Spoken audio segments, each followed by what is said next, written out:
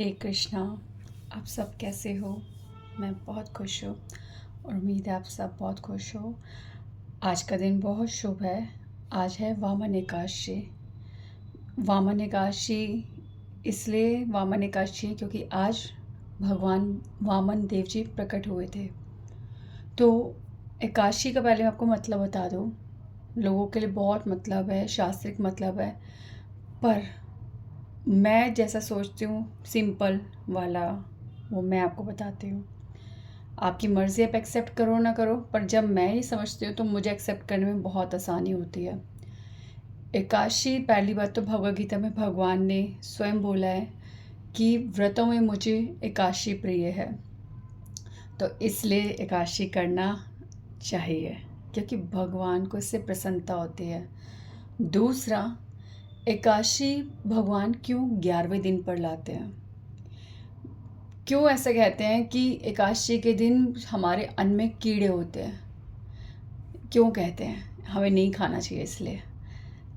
पर इसका सही लॉजिक ये है कि एकादशी हम 10 दिन खाते हैं, एकादश यानी 11वें दिन हमारे को अपने पेट को रेस्ट देना चाहिए। 11वें दिन हमें नहीं खाना चाहिए।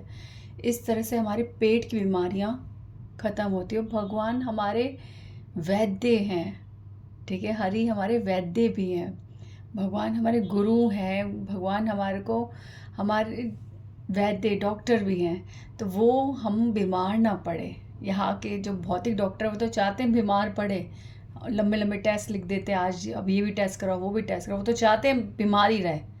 बट जो वैद्य, जो ओरिजिनल वैद्य हैं हमारे कृष्णा, वो चाहते हैं बीमार ही ना हो। तो इसलिए भगवान ने काशी व्रत बनाया हुआ है। ये भगवान को प्रसन्नता फिर क्यों देता है? भगवान को प्रसन्नता इसलिए देता है कि अगर हम स्वस्थ रहेंगे तो भगवान प्रसन्न रहेंगे। माँ को सबसे ज़्यादा खुशी इसी से मिलेगी जब उनके बच्चे स्वस्थ रहे। माँ के लिए पता है कितने काम बढ़ जाते हैं अगर बच्चा स्वस्थ नहीं होता, बीमार पड़ जाता है। तो इसलिए भगवान ने एकादशी बनाई है। 10 दिन हम खाओ, खूब खाओ, 11वें दिन रेस्ट देना चाहिए। तरीके से तो हमें 11वें दिन जो कुछ भी नहीं खाना चाहिए, ठीक है, कुछ भी नहीं खाना चाहिए हमारा, ताकि हमारी जो अंदर का सिस्टम है वो रेस्ट करे। वो पूरे दिन हम देखो ब्रेकफास्ट कर रहे, मंचिंग कर रहे, बीच में फिर लंच, फिर डिनर, तो एवरी टाइम हमारा वो बीच में टी टाइम्स भी होते हैं 2 या किसी बहुत ज़्यादा। तो ये सब देखो ना कितना कुछ है।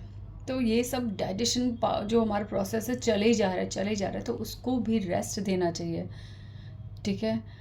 जैसे आजकल एसी और ये मतलब इलेक्ट्रॉनिक आइटम से आग लग जाती है, तो हम स्पॉन्टेनियसली हम उसको रेस्ट दे रहे हैं, हम उसको थोड़ी देर के लिए स्विच ऑफ करते हैं। तो इस सिस्टम को भी थोड़ी देर के लिए स्विच ऑफ करना चाहिए। तो एकादशी में अगर हम नहीं मतलब सब कुछ छोड़ सकते, हमें एक्चुअली नहीं खाना चाहिए, और अगर ऐसा नहीं कर सकते, एसिडिटी प्रॉब्लम है या इच्छा नहीं है या भूख लगती है, तो क्या करना चाहिए? हमें वो फूड खाना चाहिए जो ईज़िली सॉल्युबल होता है, जो ईज़िली डाइजेस्ट हो जाता है, जैसे कि फ्रूट्स हो गया, मिल्क आइटम्स हो गए, जूस हो गए, लिक्विड्स हो गए, ऐसे। तो ये मतलब है एकादशी का। अब अगर हम ऐसा नहीं करते तो 11वें दिन हमारे पेट में कीड़े होने लगेंगे। तो इसको कहते हैं कि 11वें दिन अगर एकादशी के दिन कोई कुछ खाता है तो अन्न में कीड़े हो जाते हैं। अरे अन्न में कीड़े नहीं होते, अन्न खाने से हमारे पेट में कीड़े हो जाते हैं, मतलब पेट की बीमारियां शुरू हो जाती है। Seriously, you just reply this, you just follow this Ekadashi, आपको ऐसा लगेगा कि मेरे पेट की कई समस्याएं कम हो गई हैं। I had major acidity problem, तो मेरे जो इससे ना कंट्रोल हुआ है एकादशी से, ठीक है। तो मैं भी करती हूँ। मैं बीच में मैं बिल्कुल नहीं कुछ खाती थी, दिन में सिर्फ दही खाती थी, वो भी ज़रूरी लगता था तो। बट मेरे को बहुत मेजर एसिडिटी होती थी और उससे मेरे को ऐसे होता था जैसे हार्ट अटैक आएगा। तो इस वजह से मैंने फिर थोड़ा सा फल खाना शुरू कर दिया। और मेरे बच्चे भी बचपन से काशी करते हैं। That's is very easy for them also, they enjoy it. उनको भी ऐसा लगता है कि हम एवरी टाइम खाते रहते हैं, हमें भी रेस्ट देना चाहिए। तो और मैं family members they enjoy Kashi, ठीक है। तो इसको आप एक स्पिरिचुअल एक्टिविटी मत समझो चाहे, ठीक है, पर है ये हमारे लिए, भगवान के लिए हम कुछ भी नहीं कर रहे यार। सब कुछ जो भगवान हमसे करवा रहे हैं वो हम अपने लिए ही कर रहे हैं। पूजा व्रत सब कुछ हमारे खुद के लिए, हमारे खुद के स्वास्थ्य और हमारी प्रसन्नता के लिए होता है। और फिर एकादशी भगवान को प्रसन्न करती है। भगवान ने बोला ही कैसे, देखो अब एकादशी आप इस तरह से स्पिरिचुअल सिम्टम है, एकादशी स्पिरिचुअल व्रत है, स्पिरिचुअल एक्टिविटी है, तो आप ऑब्वियसली कुछ करोगे भगवान का, ठीक है। अब आप नोट करना, आपको जिस दिन, स्त्रियों को तो खास तौर पे पता है, अगर घर का एक व्यक्ति घर में आज नहीं है, हालांकि खाना बन रहा है, सब कुछ हो रहा है, पर पता नहीं एक आदमी को खाना ना खिला के कितना टाइम बचता है। दूसरा, आप सब कुछ करो, ठीक है, पूरे दिन खाओ, पर इस एक दिन की एक मील भी नहीं खाओगे तो ऐसा लगेगा आज कितना टाइम बचा। तो सोचो एकादशी के दिन जब हम नहीं खाना खाते हैं, या फिर जो भी हम थोड़ा खाते हैं वो जल्दी फिनिश हो जाता है, तो वो टाइम बहुत बचता है। तो उससे हमें समझ आता है कि एक्चुअली हमारा जीवन सिर्फ खाने में जा रहा है। हमारी इंद्रियां, हमारा इच्छाएं, हमारे सारे कार्य सिर्फ खाने से ही केंद्रित हो रखे हैं। तो ये समझ में आता है कि हम कितना फूड कॉन्शियस हैं, हम सेल्फ कॉन्शियस कितना है, ये एकादशी करने से समझ आता है। तो जब हम नहीं खाते और कम खाते हैं तो हमें ऐसा लगता है कितना समय है। और एकादशी का मेजर मतलब तो है हरि भजन। अगर आप व्रत नहीं भी कर रहे हो तो सिर्फ यही ध्यान रखना कि एकादशी का मतलब हरि भजन है। आज के दिन सबसे पहले भगवान की डिमांड ये है कि हम अपने खाने पीने पे ध्यान कम देकर भगवान की भक्ति में ध्यान दें। आज के दिन हमारे को हरे कृष्ण महामंत्र ज़्यादा करना चाहिए। पता है हर माला का कितने गुना ज़्यादा, मतलब एक माला आपकी कितनी गुना माला के बराबर होती है। हरे कृष्ण महामंत्र करना चाहिए, भगवद गीता, भागवतम, रामायण, अब कुछ शास्त्रों का अध्ययन करना चाहिए, कीर्तन करना चाहिए, हरि कथा सुननी चाहिए। तो एकादशी, आप इस एकादशी से एक टारगेट ले सकते हो कि एटलीस्ट मेरे को एकादशी के दिन ये करना है। और अगर आप सारे व्रत का पालन कर रहे हो और आप निर्जला एकादशी भी करते हो, पर आप हरि को प्रसन्न करने के लिए ये सब नहीं कर रहे, भजन पे समय नहीं दे रहे, तो एकादशी नहीं है वो। फिर भी शुरुआत करने के लिए आप व्रत से शुरू कर लो, पर मेन एकादशी भगवान का भजन करना है तो भजन करो। तो हर एकादशी का कोई नाम होता है, हर एकादशी के दिन कोई लीला होती है। तो आज के दिन का नाम है वामन एकादशी। तो वामन एकादशी यानी वामन देव जी प्रकट हुए थे। प्रकट का मतलब ये होता है भगवान का, हम जन्म नहीं कहते, भगवान तो आदि हैं, भगवान अजन्मा है, भगवान प्रकट होते हैं। जैसे सूरज कहीं डूबता नहीं है, सूरज कहीं लुप्त नहीं होता, सूरज आँखों के सामने हमारे आता है, ठीक है, और आँखों के सामने से जाता है। तो प्रकट होना और अप्रकट होना, तो भगवान जब इस धरती पर आके लीलाएं करने के लिए जब आते हैं तो प्रकट होते हैं, और जब वो यहाँ से हमारी आँखों के आगे से जाते हैं तो अप्रकट होते हैं, ठीक है। तो भगवान की जन्म मृत्यु नहीं होती, वो तो भगवान हमें दिखाने के लिए, हम जैसे हैं उसके लिए कारण बताते हैं कि मृत्यु, जैसे भगवान राम जी, भगवान कृष्ण ऐसे कारण बताते हैं, कारण बनते हैं, बट होता नहीं है ना, क्योंकि मूर्खों को मूर्ख और बनाना ना। तो मूर्खों को तो कुछ लॉजिक चाहिए ना, और देखो भगवान, तुम्हारे भगवान मरे, हाँ, तो ये मूर्खों के लिए। जो भगवान के भक्त हैं वो जानते हैं कि भगवान ना जन्म लेते हैं ना मृत्यु होती उनकी, वो तो प्रकट होते हैं और अप्रकट होते हैं, ठीक है। तो आज वामन देव जी आए। वामन देव जी के बारे में आपको सब पता है, वामन लीला आपको सब पता है, बट भगवान की लीला जो होती है, अवतार लीला, वो जिस तरह से होती है, जिन परिस्थितियों में होती है, वो परिस्थिति भी कुछ सिखाने के लिए होती है। भगवान वामन देव जी प्रकट हुए, ठीक है। बलि महाराज जो है प्रहलाद महाराज के पोते हैं। बलि महाराज के गुरु है शुक्राचार्य, ठीक है। और शुक्राचार्य जी बलि महाराज को सदैव देवताओं से जीतना सिखाते हैं, उनसे ईर्ष्या करना सिखाते हैं, सदैव उनको सिखाते हैं कि किस प्रकार तुम बलशाली बनो, देवताओं से ज़्यादा अधिक बलशाली बनो। ऐसा क्यों करते शुक्राचार्य जी? शुक्राचार्य जी पहले देवताओं के ही गुरु थे, पर एक बार इंद्र सभा में जब सब इंद्र को सम्मान दे रहे थे और शुक्राचार्य जब वहाँ पे आए, तो इंद्र अपने आसन से खड़े होकर शुक्राचार्य जी को सम्मान नहीं देता। आप कितने भी बड़े ओहदे में हो, पर गुरु को सदैव सम्मान देना चाहिए। पर इंद्र ने शुक्राचार्य जी को सम्मान नहीं दिया, वो सिंहासन से खड़ा नहीं हुआ, उसे प्रणाम नहीं करा। इसी क्रोध में शुक्राचार्य जी देवताओं का त्याग करते हैं। ठीक है, अब यहाँ पे इस समय शुक्राचार्य जी दानवों के लिए गुरु बनते हैं।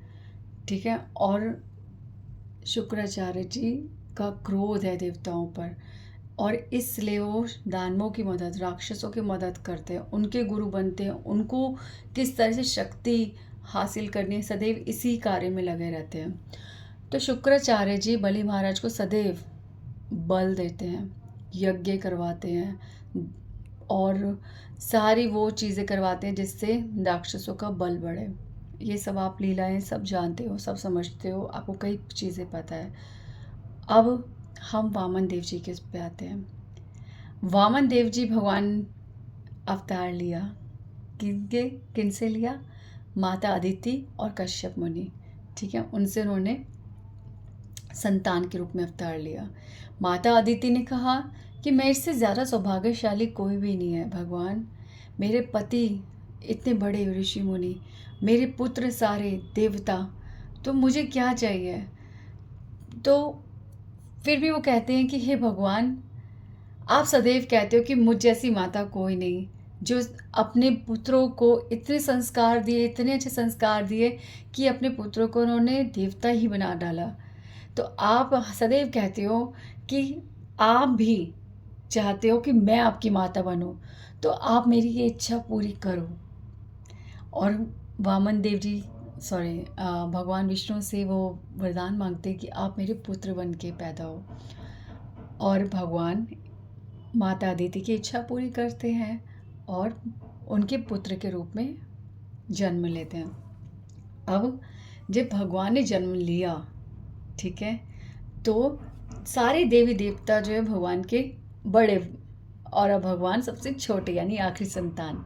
तो जब भगवान का जन्म होता है तो भगवान तुरंत ड्वार्फ, ठीक है, ड्वार्फ मतलब वो बोने बन जाते हैं भगवान। ठीक है, भगवान वामन, ठीक है, बोने होते हैं। तो ऐसे सारे देवी देवता जो हैं यानी कि बड़े भाई बहन सब भगवान को उपहार देते हैं। ठीक है, कोई कमंडलू देता है, कोई छत्र देता है। तो इस प्रकार से वामन देव जी का आप रूप देखते हो। अब वामन देव जी माता से आज्ञा मांगते हैं और भिक्षा के लिए निकलते हैं। क्यों? क्योंकि बलि महाराज सब कुछ हासिल कर चुके हैं। ठीक है, अब वो त्रिलोक के विजेता हैं। अब वो एक यज्ञ कर रहे हैं, शुक्राचार्य जी यज्ञ करा रहे हैं, और उस यज्ञ की अंतिम आहुति से पहले उनको रोकना है, नहीं तो वो पूरे ब्रह्मांड मतलब पूरे सब देवी देवताओं के सब सिंहासन, सब राज्य को हासिल कर लेंगे। तो इसलिए जो वामन देव जी हैं वो यज्ञशाला में पहुंचते हैं और बोलते हैं भिक्षाम देहि। ठीक है, अब बलि महाराज जो प्रहलाद महाराज के पोते हैं, तो वो तो अंदर से उनके अंदर जो खून है वो तो है भक्त का ही ना, तो भक्त तो दानी होता है। तो बलि महाराज जैसे सुनते कि उनसे कोई भिक्षा मांगने आया है, तो वो फटाफट यज्ञशाला की भी चिंता नहीं करे कि वो यज्ञ में बैठे हैं, यज्ञ को छोड़ना पड़ेगा, तुरंत खड़े होने लगते हैं। तो शुक्राचार्य जी रोकते हैं कि कहाँ जा रहे हो? तो कहते हैं कोई ब्राह्मण आया है, मुझे दान देने जाना है। तो कहते नहीं नहीं, यज्ञ को छोड़ के मत जाओ। तो कहते नहीं नहीं, मेरे से कोई दान मांग रहा है, निरंतर आवाज़ लगा रहा है, मुझे जाना है। तो शुक्राचार्य जी ध्यान करते हैं आँख बंद करके, कौन आया है इस समय पर, ये कोई चाल तो नहीं है। तो ध्यान देते हैं तो देखते हैं ध्यान में कि विष्णु स्वयं आए हैं भिक्षा मांगने। तो अब तो बलि महाराज को उन्होंने बोल ही दिया कि हे बलि, ये कोई और नहीं, ये स्वयं विष्णु है, तुमसे भिक्षा मांगने का ढोंग कर रहे हैं। वो चाहते हैं कि तुम यज्ञ सफल ना कर पाओ। तो बलि महाराज कहते हैं क्या स्वयं भगवान मेरे से भिक्षा मांगने आए? भगवान, वो भगवान जिसको ऋषि मुनि सब करोड़ों करोड़ों वर्ष तक तपस्या करके जिनका दर्शन चाहते, वो मेरे द्वार में भिक्षा मांग रहे हैं, तो मैं अवश्य जाऊंगा।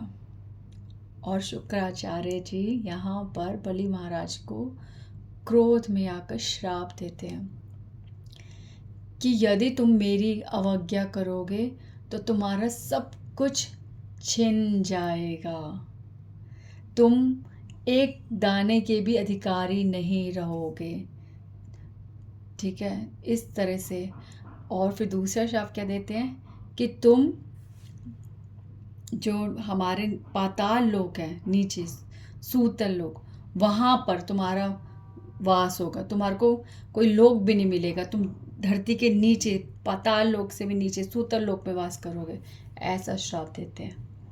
ठीक है, और इस तरह से पर शुक्राचार्य जी की किसी बात को ध्यान न देकर बलि महाराज चल पड़ते हैं भगवान विष्णु के दर्शन करने के लिए, उनको तृप्त करने के लिए, उनको संतुष्ट करने के लिए। अब जो भी चीज़ें हैं आप सब कहीं ना कहीं से पढ़ सकते हो, देख सकते हो, जान सकते हो, पर अब ना मेन मुद्दा है जो बहुत ज़रूरी है समझना कि भगवान अब बलि महाराज से भिक्षा मांगते हैं और बलि महाराज कहते हैं कि मांगो, आप क्या चाहते हो? तो भगवान कहते हैं मुझे 3 पग भूमि चाहिए। 3 पग, ये मैं डिटेल में जा रही हूँ क्या क्या बातें हुई, अब मैं आपको सिर्फ एक चीज़ बता रही हूँ, 3 पग क्या होता है। भगवान ने 3 पग भूमि मांगी। ठीक है, हमें पता है भगवान एक में ब्रह्मांड, एक में धरती और एक में मतलब पूरा सब कुछ ब्रह्मांड कवर कर लेते तीनों पग में। ठीक है, और तीसरा भगवान जब तीसरा पैर रखना होता तो बलि महाराज अपना सर आगे कर देते हैं। तो ये 3 पग जो है, ठीक है, और भगवान भिक्षु बनकर आए, 3 पग मांगे। ठीक है, बलि महाराज राक्षस हैं, ये 3 बातें ये मैं आपको क्लियर करती हूँ, समझो आप। पहली बात कि 3 पग क्या है, हमारे पास 3 चीज़ों के अलावा कुछ नहीं है और वही 3 पग है और वही 3 पग हमें भगवान को देने हैं। ठीक है, वो 3 पग क्या है, हमारे पास 3 चीज़ें हैं। एक तो पहली कि हमारे स्थान जहाँ हम रहते हैं, हमारी ज़मीन, और हम उस ज़मीन पर हमने जो वस्तुएं जोड़ी हैं, वस्तुएं जो हमने कलेक्ट करे सारे जीवन, ये पहली चीज़ होती है, स्थान। ठीक है, दूसरा हमारे संबंध। ठीक है, जो हमने अब पूरे जीवन में कितने संबंधों को सिंचित किया है। ठीक है, और हर संबंध, व्यक्ति तो दूर दूर है पर पता नहीं कौन से धागों से बंधे हुए हैं जिसको मोह कहते हैं। ठीक है, वो संबंध। थर्ड थिंग, हम स्वयं से जुड़े हुए हैं। हम अपने आप से कैसे जुड़े हैं? स्वार्थ के धागे से। तो ये 3 पग हैं, क्या? स्थान, संबंध और हम स्वयं। ठीक है, तो ये 3 चीज़ें भगवान हमसे बलि महाराज से मांग रहे हैं और यही 3 चीज़ें भगवान सबसे मांगते हैं भिक्षु बनकर। भगवान ये नहीं कहते कि मेरा अधिकार है मुझे दो, हम भगवान की उत्पत्ति है, भगवान का अधिकार है, भगवान कहे भगवान ले ले, पर नहीं, भगवान भिक्षा मांगते हैं। क्यों मांगते हैं भिक्षा? क्योंकि हमें भगवान हमारी स्वतंत्रता, हमारी इंडिपेंडेंस पे कोई इंटरफेरेंस नहीं करते। भगवान ने हम जीव को जब बनाया है तो हमें स्वतंत्रता दी है। जैसे माता पिता अपने अंदर से एक जीव की उत्पत्ति करते हैं, एक जीव को जन्म देते हैं, पर उस बच्चे को स्वतंत्रता देते हैं, पालने के बाद उसे स्वतंत्रता देते हैं, भले ही वो उनके साथ रहे, भले ही उनके साथ उनकी सेवा करे, भले ही उनका त्याग करे। माता पिता तो सदैव ही उसके माता पिता रहते हैं।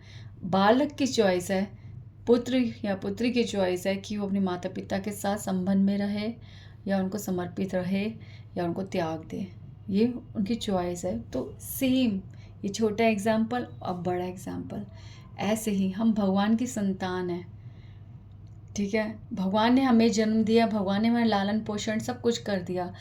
अब ये स्वतंत्रता हमारी है कि हम भगवान को समर्पित करें, अपने आप को भगवान की भक्ति करें, भगवान की सेवा करें, या भगवान का त्याग करके हम इधर उधर भटके और उसे खुशियाँ समझे। तो पहला सॉरी, हम क्या कर रहे थे बात, हाँ, स्वतंत्रता। भगवान भिक्षु बने, स्वतंत्रता, ठीक है।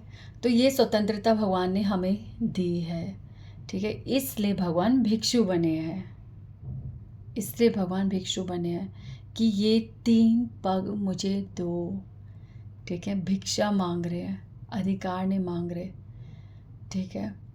तो पहला हमारा पग है, जब भगवान को कहते हैं भगवान नापो, पहला पग नापो, तो हमें अपना सब कुछ समर्पित कर देना चाहिए। कोई कागज़ होता है ना, तो कितना आसान होता है, लिख के दे देते कि ये लो तुम्हारा है सब कुछ, जैसे हम लोग करते हैं अपने जीवन में। बट ये आसान, भगवान कागज़ों पे नहीं मांग रहे, भगवान बोल के ये भी नहीं कह रहे कि बोल दो, भगवान तो सिर्फ ये कह रहे कि मन में, मानसिक, हम इतना भी नहीं कर सकते। हमारे को कुछ ऐसा है कि आज हम कहें भगवान ले लो आप सब कुछ आपका ले लो, तो भगवान आपसे छीन लेंगे क्या? आप बोलो भगवान को ले लो, तो भगवान आपके वर्ड्स देखेंगे, आप कितना सत्य बोल रहे हो। मानसिक रूप से आपके अंदर ये होना चाहिए कि ये सब कुछ मेरे भगवान का है और मैं उनको समर्पित करता हूँ। ये विश्वास होना चाहिए कि वो कभी भी हमारा शुभ नहीं करते, वो सच्ची में हमारे माता पिता, हमारे बंधु, हमारे सब कुछ हैं, और हम उनकी संतान है, तो हमारा शुभ तो कभी कर ही नहीं सकते। हमारा क्या, किसी का भी नहीं कर सकते। प्रमाण स्वयं बलि महाराज जो राक्षस है, उनका भी कौन सा वो उन्होंने बुरा करा, आगे लीला में आएगा। तो भगवान किसी का भी शुभ नहीं करते। तो अगर हमें बोल दे कि भगवान ये सब कुछ आपका है, आप जो चाहे कर सकते हो, आप इसे डुबा सकते हो, आप इसे जला सकते हो, आप इसे ख़त्म कर सकते हो, मैं सिर्फ यहाँ पे आपका सेवक बन के इसका भोग कर रहा हूँ, इसके अलावा कुछ नहीं। भक्ति विनोद ठाकुर जी कहते हैं कि ये भगवान संसार आपका है, ये संबंधी सारे आपके हैं, मैं तो यहाँ पे चौकीदार बन के बैठा हूँ, ठीक है। चौकीदार बोलते हैं अपने आप को, हमें भी अपने आप को चौकीदार समझना चाहिए। जैसे घर के नीचे चौकीदार रहता है, उसे सारी फैसिलिटी मिलती है, वो घर में रहता है, उसको सारी सुविधाएं मिलती है, खाना मिलता है, पीना मिलता है, सामान सब कुछ, सोना साना सब कुछ होता है, पर वो सिर्फ हमारी रक्षा करता है, ठीक है। आज उसे कहे कि अब तुम चौकीदार नहीं, तो चुपचाप चला जाएगा। तो हमें चौकीदार की तरह परिवार में रहना चाहिए, हमारे को सब सेवाएं देनी चाहिए, उनको खुश रखना चाहिए, उनकी सेवा करनी चाहिए, बट मोह में नहीं। जैसे कि चौकीदार को मोह नहीं होता, कि सब कुछ करता है, प्रेम से करता है, बट जब कहे कि छोड़ दे तो छोड़ दे, ऐसे नहीं, संबंध में नहीं रहता, मतलब मोह में नहीं रहता। संबंध तो देखो बनता ही है, कोई एम्प्लॉय हो चाहे कोई भी, संबंध तो बनता ही है, बट फिर भी एक होता है ना मोह का, वो नहीं बनता, वो धागा नहीं जुड़ता। तो इस प्रकार से हम कहाँ पे थे, फिर से हमें टॉपिक चला गया।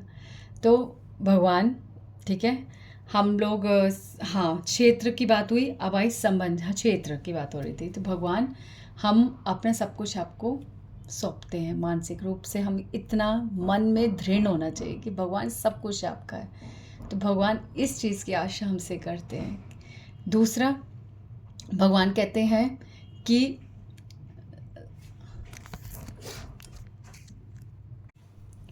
दूसरा हमारा संबंध, क्षेत्र हो गया असंबंध, कि भगवान हमारे जो भी संबंधी हैं सब है, ये सब आपके हैं, ये आपकी संतानें हैं और मैं इनकी सेवा करूं, इस प्रकार से संबंध, और ये आप ही को समर्पित है।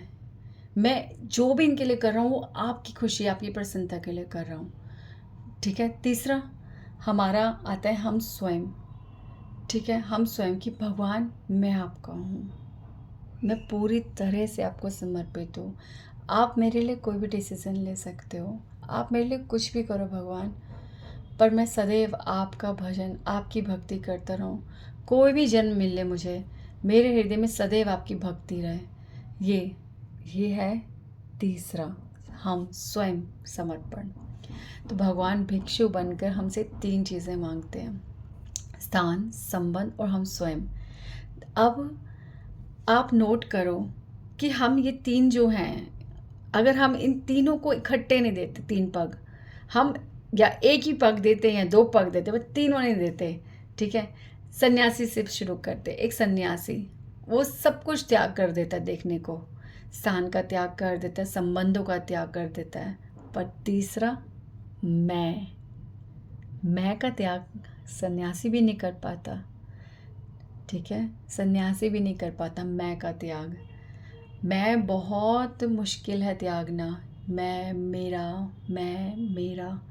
तो सन्यासी भी जो होते हैं वो सब कुछ छोड़ तो देते हैं, बट मैं अपनी चिंता, ये निकलना बहुत कठिन है। बहुत ही भक्ति और संतों की कृपा होती है, तब जाके ये मैं निकल सकता है। ठीक है, दूसरा क्षत्रिय की बात करते हैं। क्षत्रिय क्या करते हैं? क्षत्रियों को तो स्थान, वो क्या बोलते हैं, शरीर से तो मैं अपने आप को, स्वयं को तो वो समर्पण तभी कर चुके होते हैं जब युद्ध भूमि के लिए निकलते हैं। वो तो सोच के ही निकलते हैं कि हमें मृत्यु ही होगी, मिलेगी। तो उन्होंने अपने शरीर का, अपने स्वयं का तो त्याग पहले ही कर दिया, समर्पण कर दिया। दूसरा, संबंधों का भी त्याग कर दिया, अपने घर बार, बीवी बच्चों, सबकी चिंता छोड़ के वो युद्ध भूमि के लिए निकलते हैं। पर थर्ड थिंग, स्थान। किसके लिए निकलते हैं? कभी देश के लिए, कभी राज्य के लिए, कभी अपनी भूमि के लिए। ठीक है, तो अटक गया ना तीसरा पग। ठीक है, अब गृहस्थ। ठीक है, गृहस्थ जो है, गृहस्थ क्या करते हैं?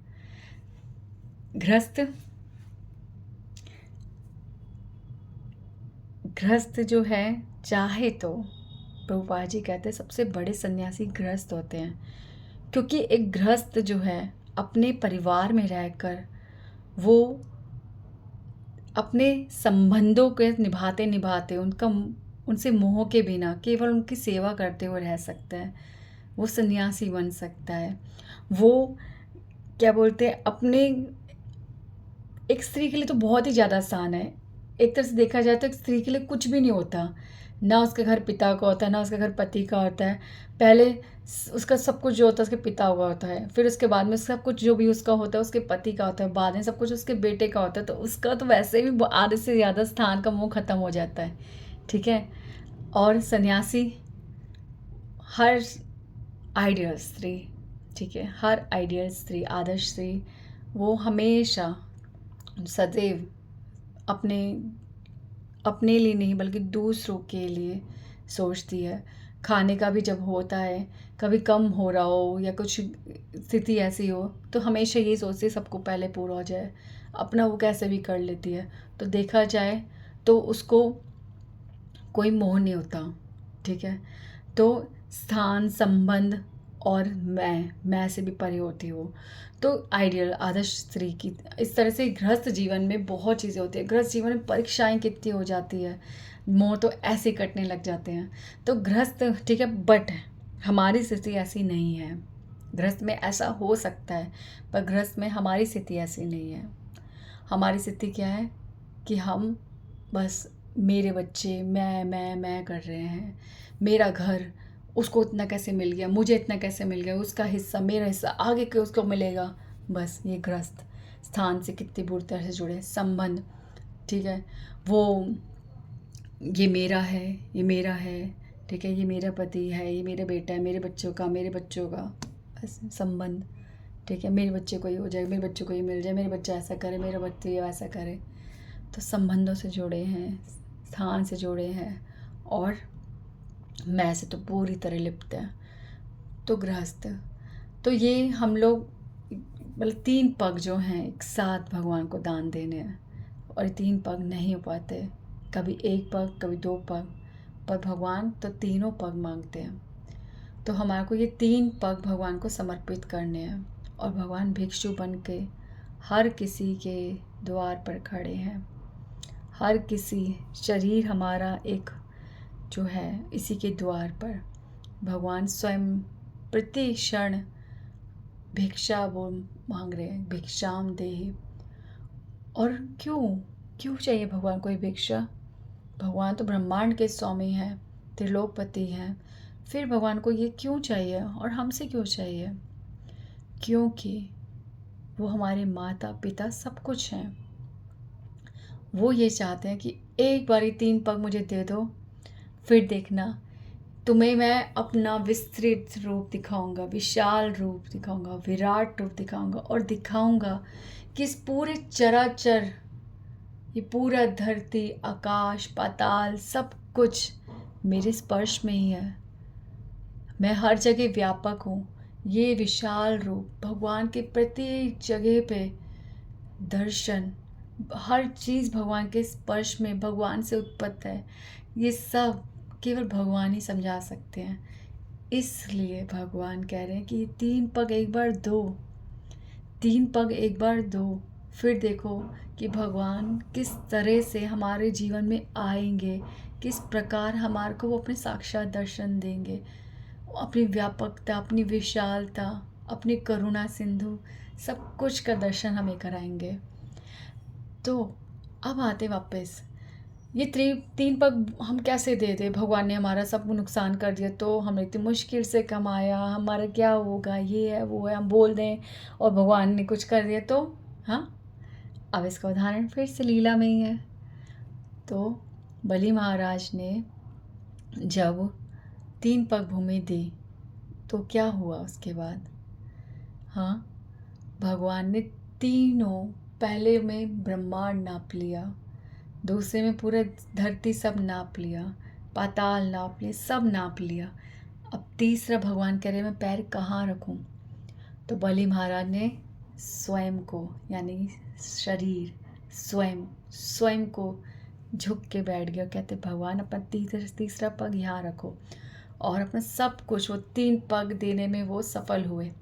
उसके बाद उन्होंने भगवान के दर्शन, वो तो देखो यहाँ पे एक और चीज़ बात आ रही है कि मैंने बोला मानसिक, बलि महाराज मानसिक रूप से सब कुछ समर्पित कर चुके थे उसी समय जब वो यज्ञशाला से उठे थे।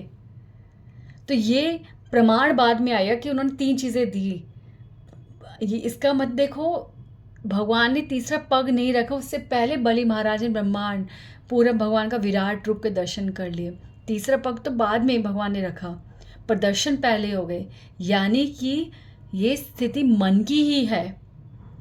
बलि महाराज मन से ही सब कुछ समर्पित कर चुके थे जब वो यज्ञशाला से अपने गुरु की अवज्ञा करके। अब ये भी देखो यहाँ पे एक और शिक्षा मिलती है कि हम गुरु गुरु गुरु तो करते हैं, पर ये भी जानना जरूरी है कि गुरु जो है वो हमें भगवान से जोड़ रहा है। ऐसा गुरु जो हमें स्वयं भगवान हरि से नहीं जोड़ रहा, वो गुरु नहीं है। इसलिए बलि महाराज ये भी उदाहरण देते हैं कि किस प्रकार क्षण में उस गुरु का त्याग कर दो, अवज्ञा कर दो, यदि वो गुरु आपको हरि से नहीं मिला रहा। तो यहाँ पे ये प्रमाण हो गया। तो अब ये सब हो गया, बलि महाराज जी को तो सब कुछ चला गया। बलि महाराज जी का सब कुछ चला गया। अब सब कुछ हो गया, ठीक है। अब शुक्राचार्य जी जो है बलि महाराज को यही कह रहे हैं कि मैंने कहा था ना तुम्हारा सब कुछ चला जाएगा, देखो मेरा श्राप सफल हुआ। अब ना इस समय में बलि महाराज जी को बंदी बनाया गया, ठीक है, बंदी बनाया गया। और बलि महाराज जी जो है शुक्राचार्य जी सब तरह से उनको पछतावा दिला रहे कि देखो तुम्हारा क्या हाल हुआ, तुम्हारा क्या हाल हुआ। फिर प्रहलाद महाराज आते हैं और भगवान की स्तुति करते हैं, ठीक है। प्रहलाद महाराज आते हैं, प्रहलाद महाराज यानी कि बलि महाराज के दादाजी स्तुति करते हैं। और ये सब जो हुआ, ठीक है, भगवान विष्णु जो है शुक्राचार्य जी को कहते हैं कि शुक्राचार्य जी आपने जो है ये सब श्राप दिए और आपके सामने आपको दिख रहा है कि बलि का सब कुछ छिन गया, बलि बंदी बन गया, ठीक है। बलि सब कुछ, एक एक चीज़ से उसके संबंध, उसका सब सब कुछ का उसने त्याग कर दिया, वो किसी भी चीज़ का अधिकारी नहीं, आपके सारे शब्द सही हुए। पर यहाँ पे ही भगवान कहते हैं कि आप ये बताओ, क्या ये श्राप सही था? भगवान शुक्राचार्य जी को ये रियलाइज़ कराते हैं कि गुरु इस प्रकार का यदि श्राप दे, गुरु जो होता है, एक तपस्वी जो होता है, वो कुछ भी बोलता है, तपस्या जब करता है, उसके शब्दों में उस तपस्या की शक्ति आती है और वो सत्य होती है। तो आपने जो बोला, आपने भी तपस्या का फल निकाल दिया। आपने सब अपनी तपस्या को खर्च डाला, आपने बलि को इतनी बुरी तरह श्राप दिया और ये सब सत्य हुआ। पर यहाँ पे एक बात ध्यान रखना कि श्राप देने वाला कोई भी हो, बिगाड़ने वाला वो नहीं हो सकता। ठीक है, हम कहते हैं हमारा वो ही बिगाड़ देगा, ये बिगाड़ देगा। बिगाड़ने वाला बिगड़ता हुआ कुछ भी दिखे, पर जब तक भगवान ना चाहे तो हमारा एक कण मात्र, तिनका मात्र भी कोई कुछ नहीं बिगाड़ सकता। तो देखने को तो बलि महाराज जी का सब कुछ हो गया। अब बलि महाराज को भगवान ने वरदान दिया कि हे बलि, तुमने मेरा हृदय, मुझे जीत लिया। अब तुम्हारा वास सूतल लोक में होगा, जो शुक्राचार्य जी ने श्राप दिया था। तुम सूतल लोक के अधिपति होगे, सूतल लोक तुम्हारा ही है। तुम वहाँ पे सारे राक्षसों को लेके वास करो। अपने दादा यानी प्रहलाद महाराज जी को भी वहाँ लेके जाओ। तो इस प्रकार उनको पूरा राज्य दिया। पर बलि महाराज ने कहा कि हे भगवान, जब ये सब मेरे पास था, जो मैंने आज आपको दे दिया, तब मुझे इतना आनंद नहीं था जितना मुझे आपको देने के बाद आनंद आ रहा है। अब आप उस आनंद से मुझे फिर से दूर कर रहे हो। आप मुझे वास तो दे रहे हो, आपका प्रसाद है, मैं स्वीकार करूँगा, पर मुझे भय है क्योंकि मैं राक्षस हूँ। मैं राक्षसों के बीच में रहूँगा, मेरा संग राक्षसों से होगा, तो मैं आपको विस्मरण कर दूँगा, मैं आपको भूल जाऊँगा। मैं किस प्रकार आपकी भक्ति कर पाऊँगा? मेरी राक्षस प्रवृत्ति के कारण मेरे हृदय से आप पलायन कर दोगे क्या?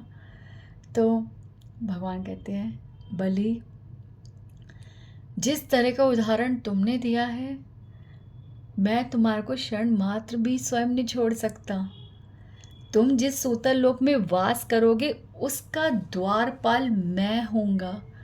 तुम जब चाहे मेरा दर्शन करना। सोचो भगवान ने क्या बोला, द्वारपाल, चौकीदार, स्वयं भगवान बन के रहेंगे बलि महाराज के सूतल लोक में। सूतल, जो पाताल से भी नीचे है, सूतल लोक, वहाँ भगवान उनके द्वारपाल बन के रहेंगे। और बलि महाराज को बोलते हैं कि तुम जब चाहे मेरा दर्शन कर सकते हो, और मैं तुम्हें वरदान देता हूँ कि तुम्हारे हृदय से मेरा विस्मरण कभी भी नहीं होगा। अब ये सब लीलाएं इतनी सुंदर हुई, पर आपको पता है इस लीला का एक मूल कारण था। बलि महाराज राक्षस होने के बावजूद स्वयं भगवान को पा गए, और इतना पा गए कि आँखों के सामने सदैव मौजूद हो गए भगवान साक्षात रूप में। अब बताओ कि ये सब कैसे हुआ?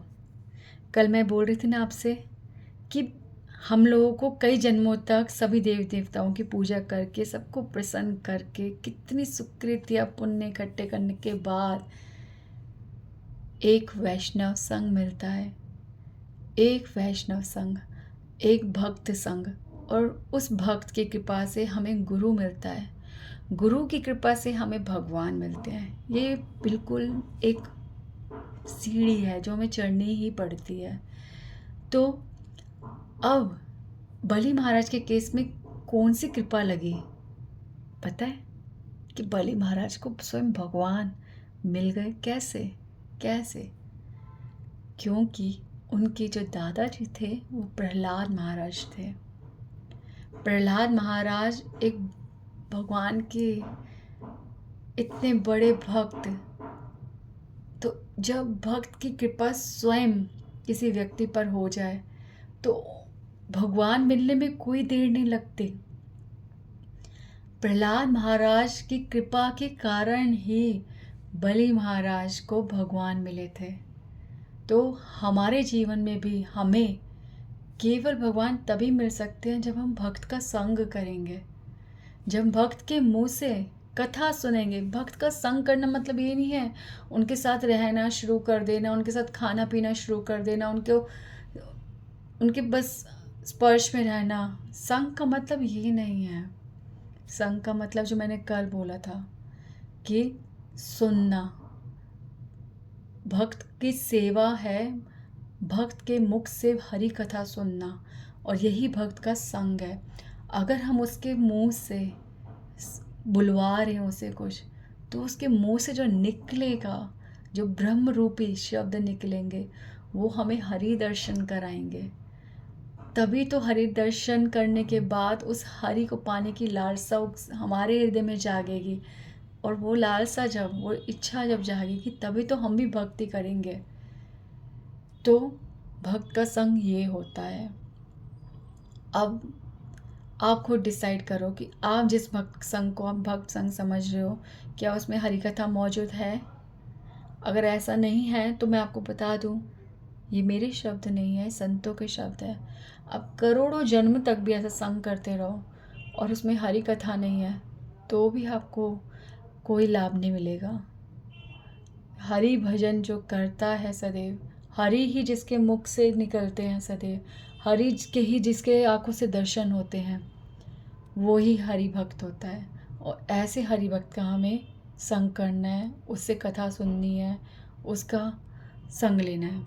और ऐसे भक्त बहुत हैं। आप ढूंढो, आप ढूंढो, आपकी इच्छा होगी ना, भगवान आपकी खूब मदद करेंगे। बाकी मैं तो अपनी लिस्ट में जिनको है मैं बता दूं, बहुत हैं, पर जो बिल्कुल हैं, जो एवरीडे हैं, मैं उनका नाम बता दूं। श्रील प्रभुपाद, श्रील भक्ति विनोद ठाकुर, श्री गौर गोविंद स्वामी महाराज, श्री मुरारी बापू जी, ये सब मेरे एवरीडे भक्त संग है। इन्हीं की कृपा से मुझे भी भक्ति की भूख लग रही है। ठीक है, तो भक्ति की भूख भक्तों के संग से ही लग सकती है, और कुछ नहीं है, और कुछ भी नहीं है। That's it. और आई एम सॉरी, मैं बहुत कुछ बोल रही हूँ, मैं रेगुलर कर रही हूँ। I will speak because my every day is my last day, and if I have something to tell you I will share it. That is my problem. ठीक है, क्योंकि अगर मैं शेयर नहीं करूँगी, मेरे से भी छूट जाएगा। मुझे भी कुछ मिल रहा है, बांटने से वो स्थिर हो जाता है, रुक जाता है मेरे पास। तो मैं तो शेयर करूँगी। And I know you are not listening. आप लोग नहीं सुन रहे हो, तभी मैं ज़्यादा बोल रही हूँ। सुन रहे होते तो मैं कहती हाँ चलो ये नहीं सुन रहे, ये सुन रहे हैं, थोड़ा लिमिटेड बोलूँ। पर आप नहीं सुन रहे, यू हैव, मतलब आपने मुझे बाउंडलेस कर दिया। मेरे पास कोई बाउंड्री नहीं है कि उसको इतना ही सुनना है तो इतना ही बोलना। अब मेरे पास कोई भी नहीं है बंदा, मुझे पता है, और इसलिए मैं अनलिमिटेड बोलना चाहती हूँ। जितना मुझे बोलना है मैं उतना ज़रूर बोलूँगी, because my every day is my last day and I have to live with Hari katha. This is the only survival I have. तो हरे कृष्णा, चैंट हरे कृष्णा, हर चीज़ हरे कृष्णा महामंत्र है, नथिंग एल्स। हरे कृष्णा कृष्ण कृष्ण हरे हरे, हरे राम राम राम हरे हरे।